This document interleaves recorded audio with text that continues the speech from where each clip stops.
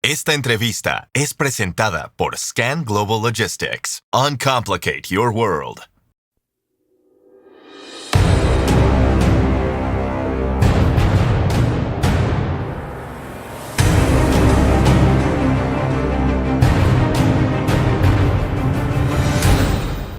Gracias a todos nuestros amigos que nos acompañan en una conversación más de Neuron Auto and Logistics Talks, en donde cada semana les traemos las opiniones de aquellos líderes que están cambiando la forma en la que vivimos y hacemos negocios. Pues en esta ocasión tocaremos temas por demás importantes que tienen que ver sobre el panorama geoeconómico que está viviendo nuestro país, cómo está impactando la industria automotriz y qué podemos esperar para 2025. Para eso tenemos como invitado a Horst Molhoff, quien es el Senior Global and Logistics Purchasing para Stand México. Horst, pues muchas gracias por estar aquí con nosotros nuevamente. Ya te hemos tenido en otros espacios, pero qué gusto tenerte ahora aquí en exclusiva.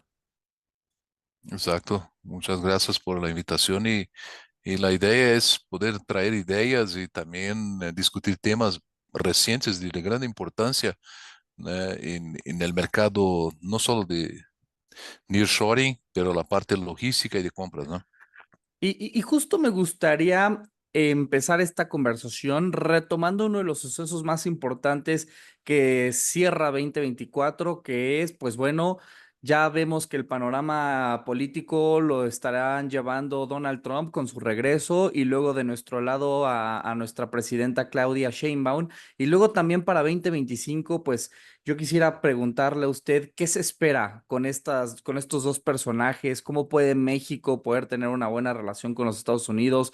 Donald Trump ha tenido un mensaje muy de proteccionismo en su economía, sin embargo estamos de manera simbiótica colaborando con ellos. ¿Cuál sería la lectura de cómo poder negociar con el regreso de Donald Trump? Realmente agora cada vez mais importante el nearshoring, né? Já não vamos a querer nada que passe por fronteiras, né? Entonces vas a querer tener tus proveedores al lado de tu planta y cortando costo logístico y al mismo tiempo el riesgo de desabasto y de aranceles, ¿no? Imagínate, hoy gran parte de lo que traemos aquí vienen de o Canadá, Estados Unidos. Se empieza un proceso de proteccionismo a la frontera, que los componentes que compramos de ellos y son armados aquí en México, para regresar a los países de origen tengan algún tipo de arancel de 10 o 15%, pues empieza a matar la competitividad de la industria local mexicana. Y ellos piensan que con ese proteccionismo están haciendo mal a México, no, están haciendo mal a ellos mismos porque ellos tienen una ventaja muy grande de utilizar la mano de obra mexicana, que es 10 veces más barata do que a norteamericana y canadiense, porque ellos tienen un déficit de mano de obra muy grande en esos países. Una cosa que te puedo compartir, por ejemplo, solo en logística hay un déficit de 80,000 choferes de camión en Estados Unidos. Entonces nadie quiere ese tipo de profesión. Si ellos empiezan con deportaciones masivas y metiendo gente para fuera del país, gente que más tarde va a faltar en los servicios más básicos, que sea dentro de un aeropuerto, que sea en un proceso de CBP en frontera, los controles de aduanas, los choferes, todas esas profesiones que los americanos no quieren hacer. Entonces, ellos mismos van dando un tiro en el propio pie porque no van a tener mano de obra, o que hace con que la demanda llegue y ellos van a tener que encarecer todos sus productos. Con eso van a perder competitividad en el mercado internacional. Entonces, quer dizer, es una estrategia de, ok, vamos a deportar masivamente, vamos a poner aranceles, vamos a separar con un muro el país, no sé o qué, então, pero eso es una estrategia boomerang. Tu piensas que vai em velocidade, pero regressa em velocidade contra tu cabeça. Quanto menos espera, vai levar um golpe que não estavas esperando. Esse é o processo do boomerang, né? Eles estão fazendo uma estratégia boomerang, vai se reverter contra eles mesmos. Então, se não pensam com claridade e veem a vantagem que têm nesses países, porque tanto Canadá, Estados Unidos e México têm uma característica muito peculiar. Sabemos que aqui em México é na mão de obra. Aí está nossa competitividade. E como mencionava, tudo que é labor intensive, quer dizer, que tem muita mão de obra, é mais barato produzir aqui. Agora, nós não temos as matérias-primas, temos que trazer de outros países. México não é um país que tem, como China, acesso às matérias-primas de industrialización de la industria automotriz principalmente, no tiene acceso. Por ejemplo, dependemos de aceros de fuera, de hules, de todo. Entonces, esas materias primas no están presentes aquí en el país. ¿Entiende? Tenemos que traer de fuera. Y ahí tenemos que integrar, hacer los sistemas y ser competitivo en aquello que tenemos, ¿no? Como Canadá, por ejemplo, tiene mucha madera para pallets, para muebles, para todo. Y si Estados Unidos pone aranceles a ellos, va a perder competitividad porque el producto va a entrar más caro, porque las industrias van a tener que tener acceso a la materia prima, ¿entiende? Entonces, hay que tener una cierta, digamos así, prudencia al mismo tiempo. E espero que ele não vá tomar essas decisões que vão reverter contra o próprio país. Então, e vão reverter contra nós outros também. Então, hay que ter ventaja dessa região de TEMEC que temos e os certificados do SMCA, onde tudo que é produzido dentro dessas três regiões tem tarifa zero. Porque se eles cambiam isso e põem 10 a 15% para cruzar a fronteira, empiezam a ter menos competitividade e já não vão poder fazer frente aos produtos que vêm da comunidade europeia, né? Porque a comunidade europeia, rompendo as fronteiras, conseguiu fazer isso. Então, há que pensar nisso também, por pior que seja a situação que eles tenham lá, com a guerra e com todo, se nós outros começamos a separar os países aqui, também vamos a perder competitividade no mercado internacional, o que vai ser também interessante para a China, porque su producto va a ser cada vez más rentable en otros países. No estamos hablando solo de América y Europa, pero el resto del mundo, ¿no? Entonces, y esa es la estrategia. Los chinos ya entendieron que para poder ser competitivo en las Américas van a tener que estar en México, van a tener que poner fábricas en México. Y eso ya está ocurriendo. Pode ver que os grandes fabricantes chinos já estão com projetos como BYD, que é um dos mais importantes em China, que produz os híbridos e os elétricos, já está ponendo planta aqui em México. E a tendência é estar produzindo em México. Nós outros están surte a 6 fábricas de BYD em China, de nossa planta de China, e é uma das que mais cresce. Hoje, a planta mais grande está aqui em México. Pero ya tenemos una planta nueva en China y ya tenemos dos, tres plantas grandes en China y el crecimiento en China es muy rápido. Nos va a suplantar aquí que la planta más grande va a estar allá en China y no más aquí. Por eso hay que abrir los ojos. Si nosotros empezamos a poner fronteras aquí y a matar la competitividad de la región, lo que es Norteamérica, es un tiro en el pie, ¿no? Como te digo, una estrategia boomerang, ¿no? El mismo boomerang que yo arrojo es la que me va a derribar, ¿no? Entonces, espero que Trump tenga essa prudência e também ser inteligente o suficiente para entender que muitas vezes esses desejos que ele tem de fazer as coisas não são. Hoje o mundo já não é mais aislado, todo é comunicado, entende? Não há mais fronteiras, as fronteiras hoje são imaginárias. Entonces hay que romper esas fronteras imaginarias que tenemos y empezar a trabajar de manera inteligente para no perder negocio, ¿no? Esta entrevista es presentada por Scan Global Logistics. Uncomplicate your world. Y todos estos movimientos arancelarios que se proponen, pues justo tiene que ver por cómo China está moviendo el tablero de ajedrez y cómo está moviendo sus fichas.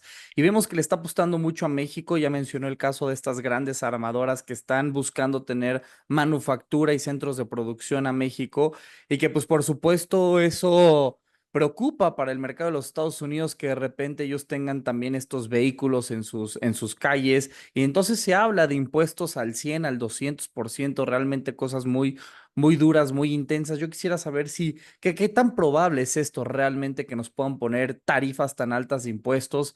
Vemos que también ya hay impuestos y aranceles a cosas que antes no las tenían. ¿Eso es posible de ver todavía en el corto plazo? Y también, pues bueno, escuchar de su lado, si también qué tan posible va a ser que se vuelva a discutir el TEMEC, como también lo mencionó Donald Trump, que en efecto tendría algún impacto en nuestro TEMEC, en la renegociación, ya sea en 2026 o en próximos años. Pues 2025 vai ser um ano de muitos retos. No va a ser un año fácil, yo pienso, por todos los cambios que estamos enfrentando y principalmente el cambio de la economía más fuerte de América del Norte. Y realmente yo pienso que si entran esos aranceles, vamos a empezar a sufrir, ¿no? Vamos a empezar a tener lo que ocurrió al finales del mandato de Trump, si tú te recuerdas. La pandemia ya estaba afectando en 2020, ya a inicio de 2020, estaba afectando a todos. Y fue un año muy difícil 2020. Y no solo por la pandemia, pero por las situaciones de los aranceles que fueron impuestos, ¿no? Y te doy un ejemplo, cosas que no pagamos impuestos, metieron 25%. Había un ULES que recibimos de China por Estados Unidos, que no pagamos esos impuestos, y hoy pagamos 25%.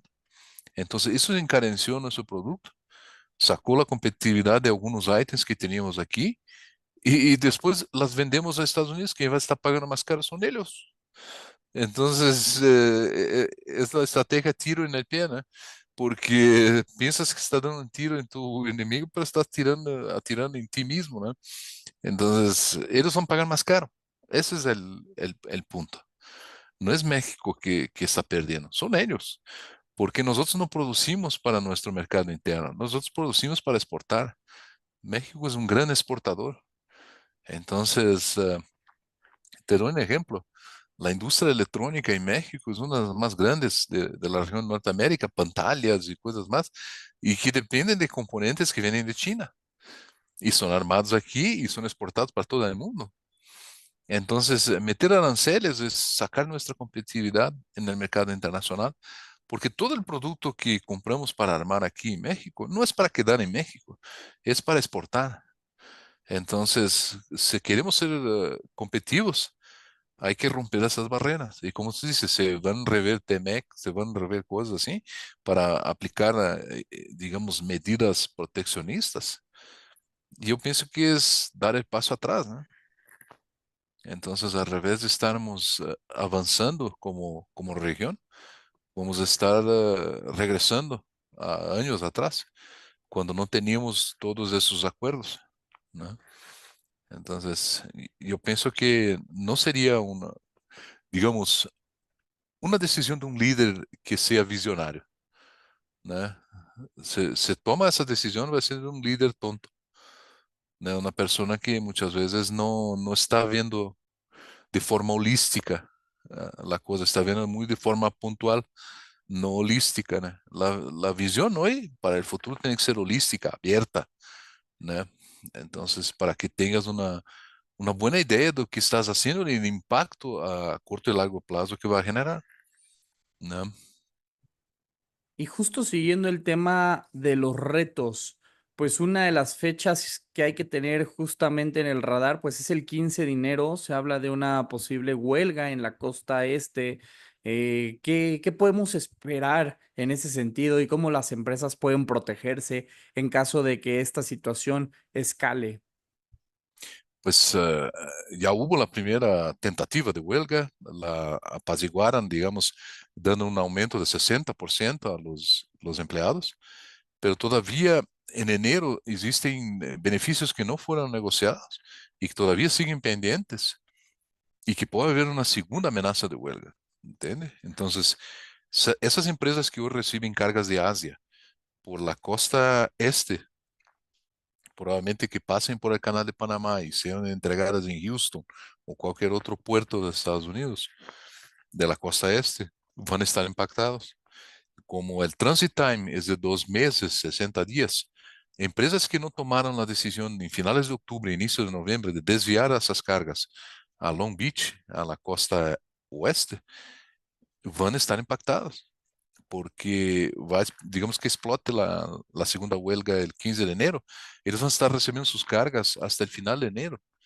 Entonces van a tener impactos que a veces pueden ser de 3, 4 semanas y eso puede romper las cadenas de suministros de ellos que están basadas en transporte por mar, por agua. Entonces, si tomaron la iniciativa de desviar esas cargas, al revés de pasar por el canal de Panamá, ir directamente a Long Beach, o donde está Los Ángeles, ¿no? tomaron buena iniciativa porque el impacto para ellos de desviar esas cargas es muy chico o casi inexistente. En cuanto que si no hacen eso, el impacto es bastante significativo en tiempo de entrega y también en costos que van a incurrir. Entonces, logísticamente hoy yo diría, no manden nada a la costa este hasta que esté definido lo que va a pasar en 15 de enero, ¿no? ¿Cuál sería la alternativa justo en ese sentido? No mandamos a la costa este, ¿qué opciones hay? A los puertos de la costa oeste, donde está ahí Long Beach, todos esos puertos de la costa oeste, y ahí por camión hasta Laredo o donde sea, ¿no? Laredo o Ciudad Juárez o donde sea, ¿no? De Y, que hacen el crossdock.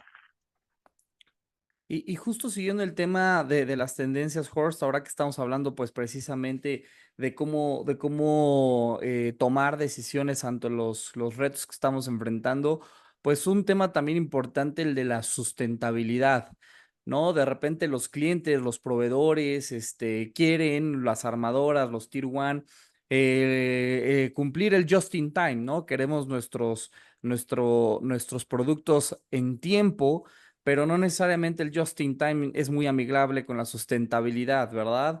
Desde que agarramos y utilizamos unidades eléctricas que no son necesariamente las más amigables con el medio ambiente, o bien le apostamos a otro tipo de servicios que el más veloz no es el más amigable. ¿Cómo le hacemos justamente para poder cumplir estas metas de descarbonización en la logística?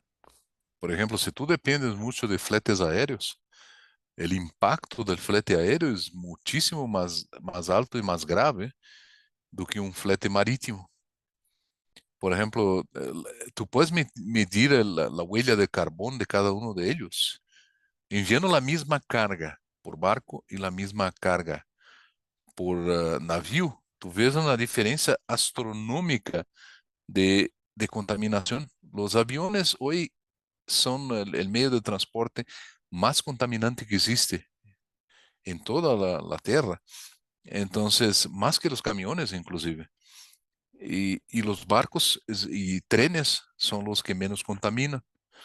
Entonces, si tú vas a generar ahí una huella de carbón de 340 gramos mandando con un barco, ya mandando con un avión vamos a hablar de 5.000 gramos. Es más de 10 veces la contaminación.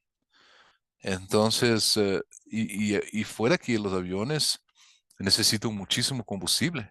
Eu não sei se tu tens ideia de quanto combustível tu necessitas para mover um avião da Europa aqui a Norteamérica. São miles de litros de combustível. Então, quando tu empiezas a pensar que não solamente lo que queman, pero la cantidad de recursos naturales que necesitan para hacer los movimientos, como tú dijiste, de just in time, empiezas a poner en cuestión hasta cuándo vamos a tener en la Tierra todos los recursos para sostener eso, ¿no? La Tierra es una sola. No va a tener una segunda Tierra, una tercera y que yo consiga expandir la Tierra. No existe eso. Cuando nosotros llegamos a un punto que los recursos naturales están extinguidos, vamos a llegar así. Yo siempre digo, quien tuvo la oportunidad de ver la película Rapa Nui, no sé si la viste, enseña o que pasó en Isla de Pascua, donde empezaron a competir entre ellos, construyendo muais, las estatuas de piedras de Isla de Pascua. Y los locales se quedaron tan obsesionados por producir rápido y, y cada vez más grandes piedras que necesitaban los árboles para poder mover las piedras y posicionarlas. Llegó un punto que la devastación de la isla fue tan grande que ya no había más madera. Estaba prácticamente acabada la isla. Y ellos después tuvieron un problema para inclusive encontrar recursos naturales de mantenerse. Y inclusive hubo canibalismo, hubo varias cosas. Si tú conoces la historia de Isla de Pascua, es una, digamos, miniatura do que vai passar com a Terra se seguimos neste passo que estamos hoje, já não se preocupando com os recursos naturais do planeta. porque las reservas de petróleo no son eternas. Y si seguimos gastando como just in time, gastando tanto combustible para mover las cargas y cada vez más intensivo, no es solo aumentar costo, va a llegar a un punto que ya no tengamos más recursos en el planeta. Hay que pensar en las futuras generaciones, lo que queremos de la Tierra, porque creciendo en el paso que estamos, de una progresión geométrica, si tú ves el crecimiento del número de personas en el planeta desde 1970 hasta hoy, tú ves una progresión geométrica, no es lineal. Entonces, si seguimos así, vamos a tronar nuestro planeta. Entonces, hay que pensar que mover cargas por marítimo es también ser, digamos, amigable al medio ambiente. No es solo el costo que es más barato, es también, tú estás protegiendo el medio ambiente. Si tú no necesitas mover tan rápido, mueve en el paso que sea necesario. Y ahí que hay que aprender de Europa, porque Europa aprendió a duras penas con la Segunda Guerra Mundial. ¿Por qué todo es controlado en Europa? Porque ellos ya tronaron el medio ambiente de ellos, con guerras, con hambre, con todo, aprendieron la lección. Y si tú ves, gran parte de los países europeos tienen las medidas ecológicas muy fuertes, porque saben lo que es no tener las cosas.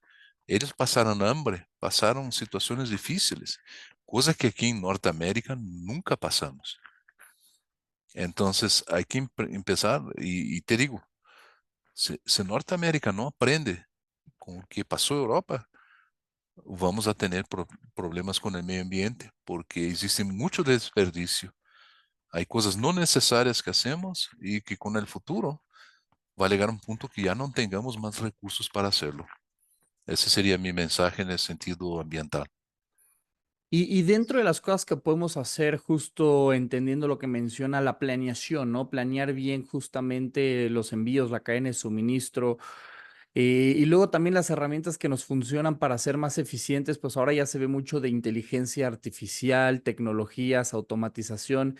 ¿Qué han visto ustedes del lado de Stand y también su puesto como responsable de logística y compras? ¿Qué han visto ustedes en cuanto a tendencias digitales para poder ser eficientes en estos temas? Pues ya tenemos inclusive herramientas que nos ayudan con la previsibilidad de movimientos, por ejemplo.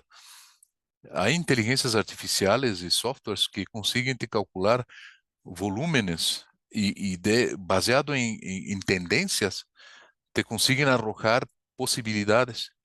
Y con esas posibilidades de inteligencia artificial te dice así, ó, basado en estos datos que cargaste, podrían tener esas consecuencias o esos finales. Entonces empiezas a tener, digamos, una idea, un universo de poder de tomada de decisión. Te doy un ejemplo. Este año estamos haciendo el budget para 2025 y empezamos a ver tendencias do que estamos haciendo, pasando gran parte de los fletes aéreos a flete marítimo. Entonces, vamos a bajar costo, pero en compensación, vamos a tener un tiempo de tránsito de 60 días. Tenemos que ajustar nuestros inventarios para que soporten con seguridad 3 meses. Entonces, tú tienes que tener 3 meses de inventario para poder sostener essa iniciativa, porque al mismo tiempo es un balanceo de costo. Tienes que ver qué te cuesta más, el flete o el inventario. El inventario te cuesta 12% al año, ¿no? Y tú calculas, hoy por nuestros cálculos, el inventario te cuesta 7 veces menos do que el flete si tú vas a volar material. Entonces, no es solo el impacto ambiental que genera el flete aéreo, pero también el costo, ¿no? Entonces, existe una curva donde enseña el punto de inflexión comparando una carga aérea, una carga marítima. Entonces, si es poco material, hasta hace sentido volar, porque el costo marítimo es altísimo comparado con el aéreo, pero si la cantidad es más grande, hace más sentido poner marítimo, porque el costo marítimo llega a un cierto punto y se transforma constante hasta llenar el contenedor. Entonces, si tú tienes un contenedor completo marítimo, pagas mucho menos por pieza do que estar transportando em pequeñas cantidades aéreo. E aí tu vas a ver que inventário tens que ter mínimo 3 meses para poder manter uma operação marítima. Se não tens 3 meses de inventário, te vas a poner em risco, porque podem ocorrer retrasos no puerto, desconsolidação, consolidação, isso todo genera, e tu sabes que cada vez mais os puertos estão sobrecargados. Então, os tempos de trânsito se estão incrementando. E principalmente nessa época do ano, finales de ano, onde tu tens o impacto no lead time, onde, tu sabes, com as compras que hacen de Navidad, del Buen Fin y otras cosas más, de Thanksgiving y el Black Friday, eso ahí todo se acumula en el final de año y tú tienes lead times agravados, donde puede ser que sean más de 60 días. Entonces tú tienes que tener este colchón para no romper tu cadena de suministro. No todos los componentes, pero los componentes críticos tienes que tener mínimo 3 meses de inventario. Porque si no tienes 3 meses de inventario, te vas a poner en problemas hasta que tu cadena de suministro esté cerrada, ¿no? Porque ahí tú vas a tener producto en el agua, producto en el proveedor, producto llegando en el puerto. Cuando tengas el pipeline completo, ya tal vez puedas trabajar con menos de 3 meses.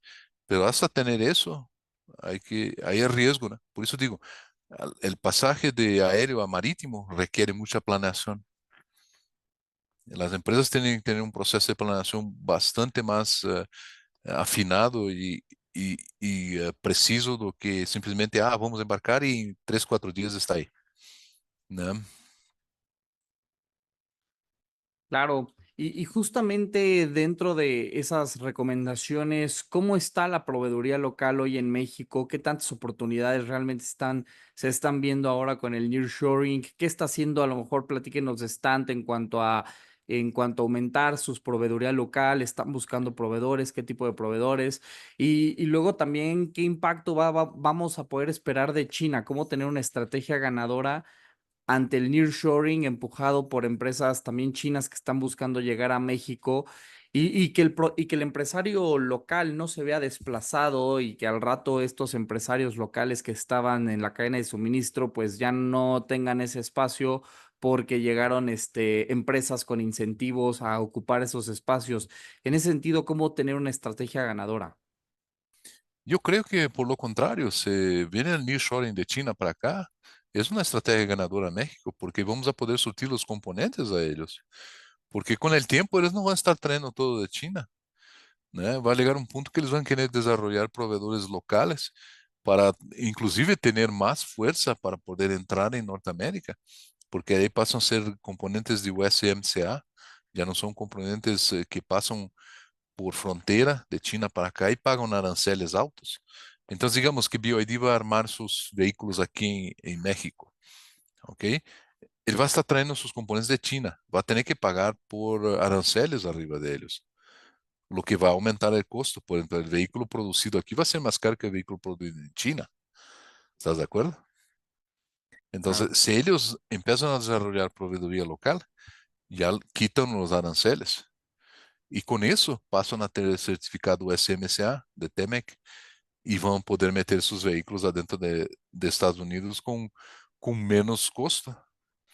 Então, eu creio que a estratégia de nearshoring de China aqui é muito benéfica a México.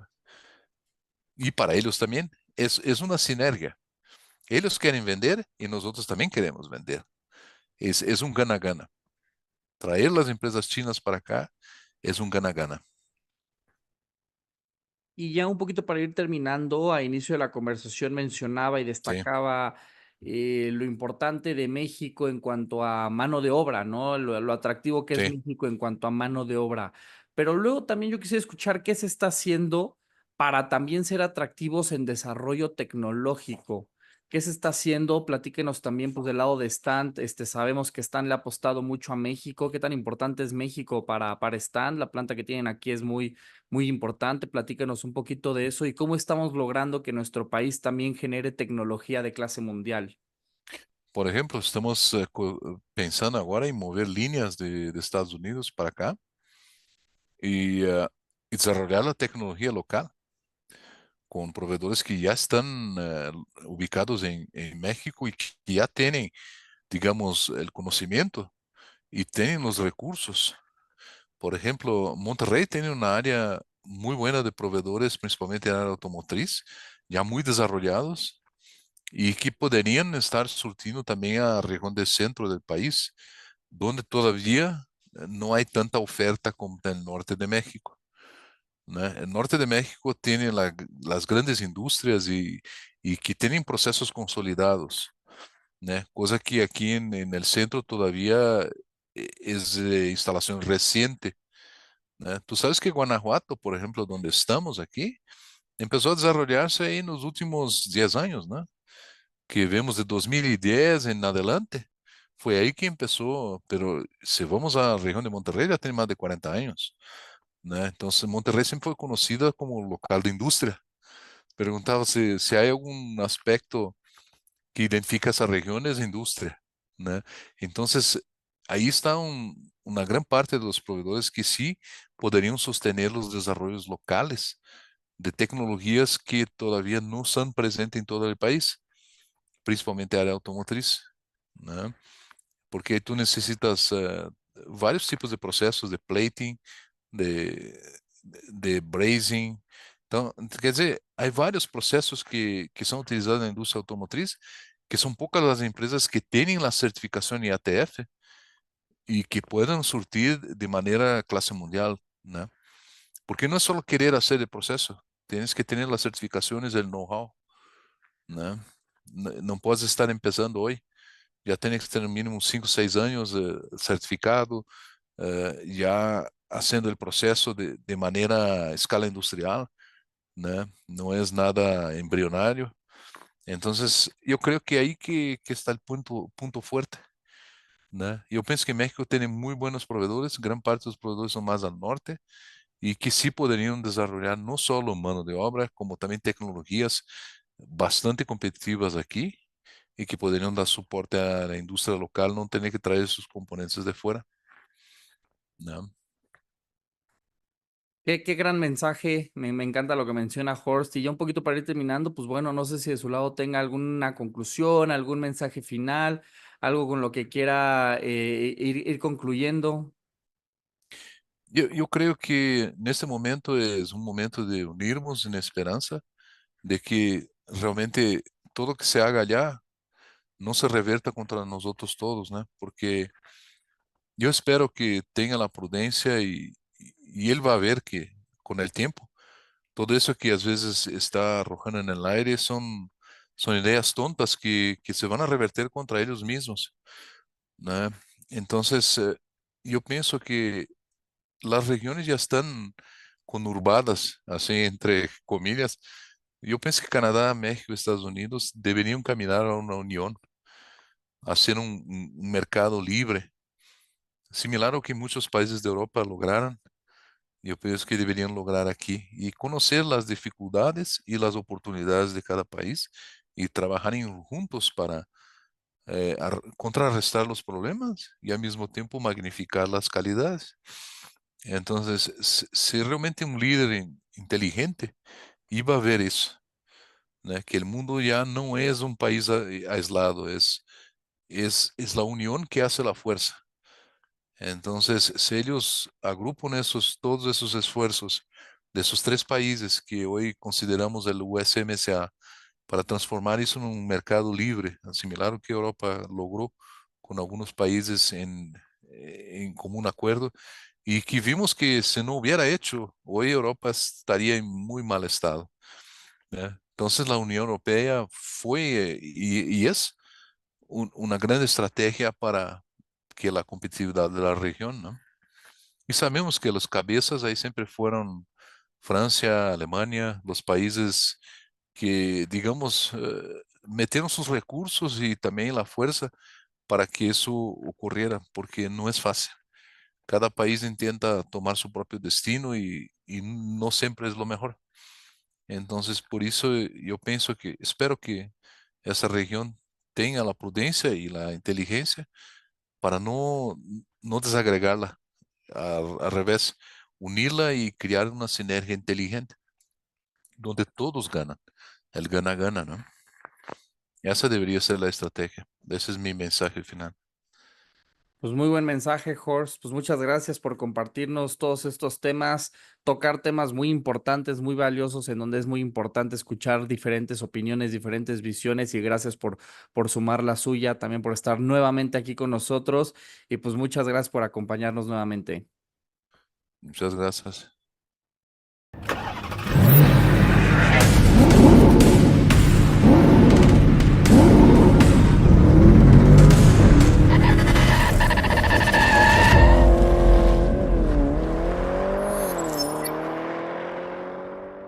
Esta entrevista es presentada por Scan Global Logistics. Uncomplicate your world.